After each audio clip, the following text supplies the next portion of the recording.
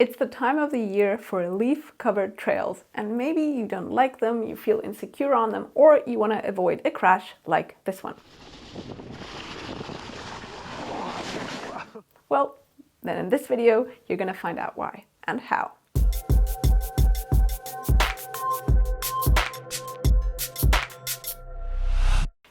Welcome! I'm very grateful that you're here for another video. In autumn, when the leaves fall, the trails can get pretty unpredictable and the grip conditions can get pretty unreliable.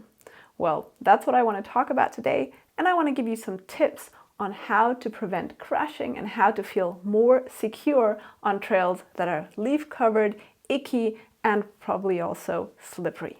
The helmet camera footage in this video was sent to me by Bauke. Bauke is a client of mine. He's been working on his skills with my colleague Bernie and me for a few months now, and he sent us these videos because he wanted to share his excitement with us. He wrote that he would have never ridden these trails a few months ago, and he would have never ridden them if they are wet. So in wet conditions, he would have never ridden them.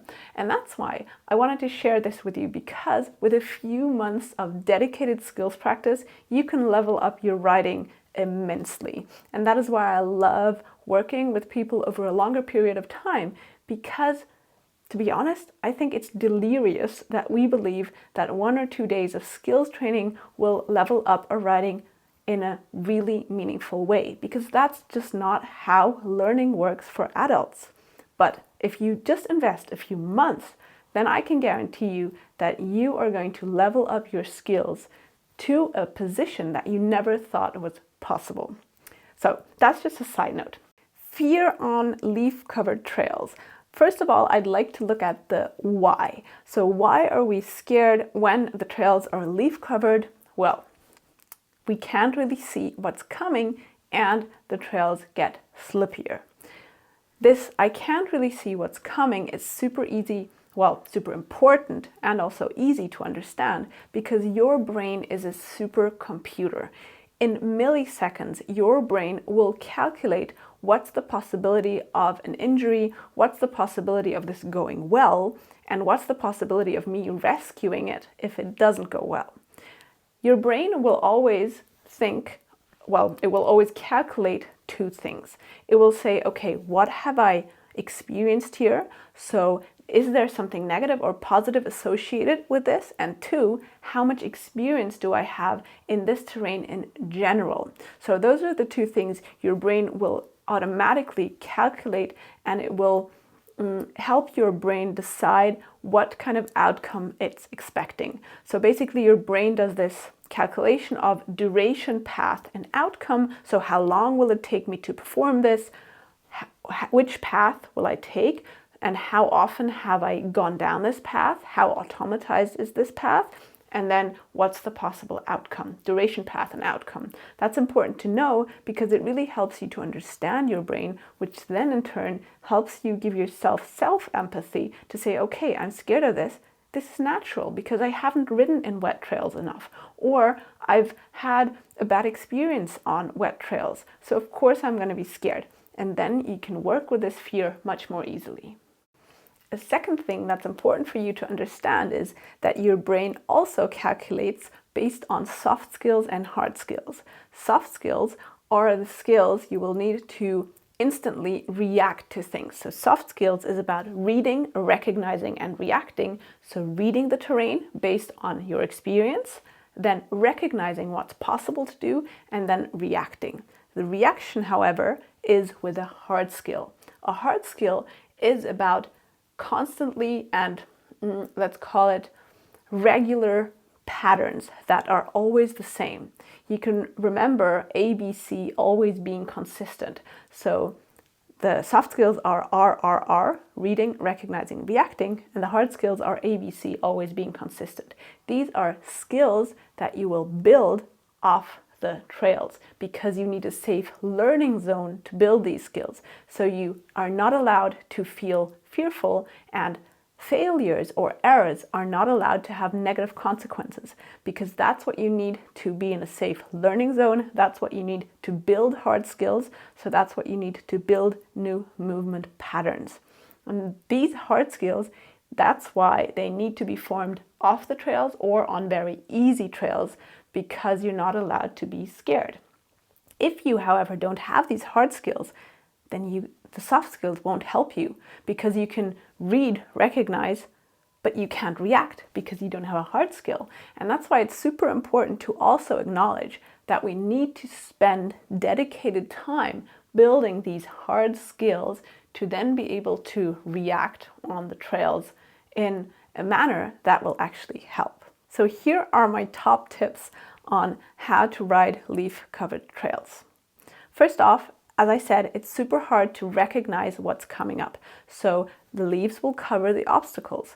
So very often you'll ride down the trail and then suddenly your front or rear wheel will just fall into something because there's a hole, or you'll be stopped because there's an obstacle on the trail that you weren't able to see. This requires super solid fundamental riding skills. In case you don't know what are the fundamental skills, then I already have a video that I'm going to link here and also in the video description, because I have a skills algorithm, a pyramid, that show the fundamentals of riding. And especially when it's unpredictable and slippery, then you need super solid fundamentals, because you can imagine that not having solid fundamentals, again, for your brain is like, okay, what am I going to react with? And if something is slippy, then your bike will slip. So of course you need a super stable body position. But if you haven't automatized these fundamentals yet, then how are you going to feel confident? That's why I always say competence brings confidence, because you need to have those hard skills first to then have the soft skills to then have the confidence. Here's a super practical tip that goes hand in hand with this tip. That is that you need to ride a little lower in the bike when it's slippy and the trails are leaf covered. Meaning you need to bend your arms a little more and you need to stay loose. I know this sounds like a super generic tip, like what does staying loose mean? Well, staying loose means that you're heavy on your feet and your arms and legs are your natural suspension, that if your bike should slip because you're a little lower, you can allow it to slip, because it will slip. We just need to stay heavily planted on the feet and then allow the bike to, let's call it, search its way. If, however, I'm stiff, then I'm going to slip with the bike. So getting low doesn't mean that you're going to get crouched and low and stay there. It means that you're a little lower with heavy feet, light hands, allowing the bike to find its way. And if you're too upright, on the other hand, if then the bike does slip, it's just going to pull you along. And that's why the tip that goes hand in hand with the solid fundamentals is definitely staying heavily planted and getting a little lower than you would usually ride. Did you know that we perceive about 80% of all impressions using our sight? And that is exactly why riding leaf-covered trails is so hard. If you look at this section, for example, yes, you can see some roots, but how big are they? Where exactly are the roots? And where is the trail? That is very hard, especially if you're riding new trails. So when riding or when getting used to riding leaf-covered trails, then I recommend riding trails that you already know. This trail, for example, I've never ridden it before. Approaching here, I don't know, is it left? Is it right? Where do I need to ride? So if you're new on a trail and it is leaf covered, it's double hard. That's why my tip is ride much slower. And even if you're on a trail that you already know, like here, you need to reduce your speed because the grip conditions are much lower. Also here, this section again, even if you do know the trail, you may get confused. Is this where I want to ride? And as you can see, this is actually where you want to ride. So this would have been a very hard section to really decide what to do if you don't know the trail. Also here, with the reduced grip conditions, this tree comes pretty close. So practice braking on different trail conditions, and especially practice braking on leaf-covered trails to start to anticipate how long you actually need to reduce your speed in order to be able to then decide which speed you can ride safely. This section coming up here is also a really good example because you can't really see anything. So it's super hard to anticipate how your position should be, how your braking should be, where you want to ride. So line choice is extremely difficult also to decide. One tip I can give you here is you may be able to recognize that there's a rut right there. So do avoid ruts and try to take high lines because usually grip conditions are better there. You can also see here that Bauke is taking the high line here and avoiding the mud and the rut right here to be able to have better grip conditions. Tip 2 is also about the fundamentals, but it's a very specific one. It's about braking. When you're on slippery trails and also when you're on leaf-covered trails, your way of braking, so the distance until you come to a full stop, will be longer than it usually is. Therefore, you need to, again, to give your brain that security and that experience, you need to practice braking in many different situations. So my tip is go out there, practice braking and practice the following 3 types of braking. 1, maintaining a speed on different slopes, in different terrain, in different slipperiness. So maintaining a speed. Number 2, reducing your speed in the shortest possible time and then accelerating again. And 3, coming to a full stop. And practice these 3 types of braking in different trail situations because, for example, if you're on a trail and there are super wet roots, you almost have no traction. So you want to brake as little as possible on these wet roots because your tires cannot multitask. So your tires can either have traction or reduce speed, so take up braking powers. So that means that you want to either brake or generate traction, and if there is no traction, you can't brake. This means that you need to brake before or after these sections. If again you haven't practiced this enough, how are you going to be able to do it out on the trails? That's why practice these 3 types of braking out there where you don't need it to be able to apply it where you do need it. That's the tip that is really going to change both your mental strength with these trails, so your comfort with these trails, but also your skill on these trails. Do you know someone who this video will help? Well, then share it with them because sharing is caring. Let's make mountain biking safer for everyone. This section here is great to analyze because you have a probably wet wooden section coming up here, and wet wood is always super slippery. So what you want to avoid on these wet obstacles is you want to avoid steering and you want to avoid braking. So let's look at the section here. Coming in, you can see that there's a section right here where there are not many leaves and it looks like it's pretty dry. So you probably have a lot of traction right here. So what you want to do is you want to reduce your speed in this section, and then you want to ease off the brakes, but you want to have a speed that you can carry through this section that will, however, enable you to stay loose. Staying loose, quote unquote, means that you don't stiffen up because you're riding at a speed that you can control, a speed that you feel comfortable at. And that's why you want to ride in not too fast and not too slow. This is always very subjective.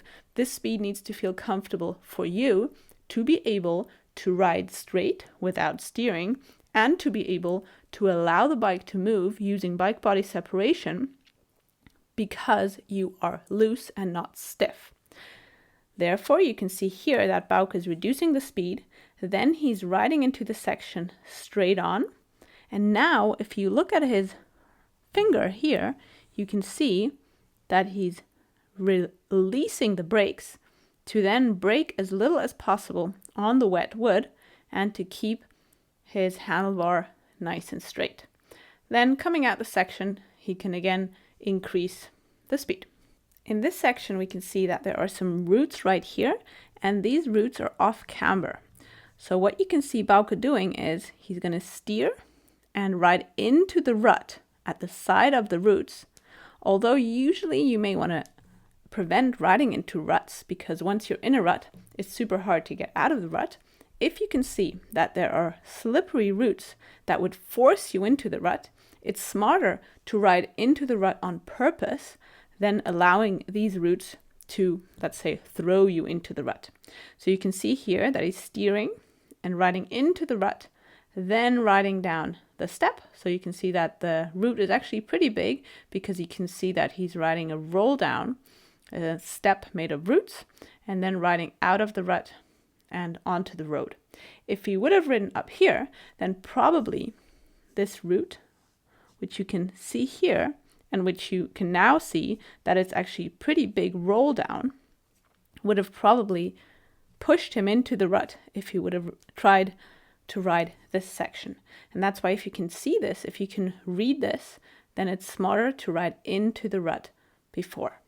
Next, we want to look at this crash and how Bauke could have avoided it. So first of all, nothing happened, Bauke is fine, and he's laughing here. So that's the most important thing. If we now look at the section, you may be able to read it, that there's a pretty deep, muddy hole here. It's a big puddle and it's covered with leaves. So what's going to happen here, the bike is going to start slipping here. And you can also see, if you look at it here, that his bike is starting to slip, then the front wheel turns and he falls to the left. How could he have avoided this? Well, there are two possibilities. One is avoiding the deep, muddy hole, if possible. It does look as though he could have ridden on the right side of it, but it's very hard to tell because I don't know this trail. If, however, you have to ride into the muddy section, then it's important to get a little lower in the bike, so you bend your arms and legs a little more, and you need to stay heavy on your feet and loose. Staying loose means that you need to be able to use your arms and legs as your suspension to allow the bike to move beneath you. This is only possible if you're riding at a speed that feels comfortable to you. So again, you need to reduce your speed before you enter into this muddy section, allow the bike to slip, maintain a straight line, look ahead, stay heavy through your feet, and then hopefully again gain traction when the mud is over. Here, well, short pit stop into the leaves, but as I said, Bauke is fine, and I hope that from this video we were all able to learn. So it was a crash for a good cause. Tip number 3 is about tire pressure. I usually ride more tire pressure than most people recommend because here in Spain the terrain is super rocky and the rocks are very pointy, so I ride a little more tire pressure than basically everyone tells me to. But it's fine because I don't want to ruin my tires, and with the right technique you can still generate traction. However, if it's very if it's very wet and the trails get super, let's call it unreliable, considering the grip conditions, then I do reduce my tire pressure. I'm not going to be able to give you an exact tire pressure in PSI because it depends on many factors, like your weight, the width of your rims, the tire you're riding, etc. But reducing your tire pressure from what you usually ride a little bit when it's wet is definitely a tip that may help you. Last but not least, I really want to say you gotta get out there and practice in these trail conditions to get more confident in these trail conditions. So of course the hard skills will be built in easy terrain where you don't need them to be able to apply them where you need them, but the soft skills you will need to build where you actually need them. So go outside, ride trails, start easy, work your way up, and if you are really fearful, get in contact or check below because I'm a mental trainer. I can help you both with your brain and with your skills. I hope you enjoyed this episode. Well, this video. If thinking about my podcast. Oh, by the way, if you don't know my podcast, here it is. If you like this video, then you're probably going to like this video Don't forget to subscribe, leave me a comment. Have a great day.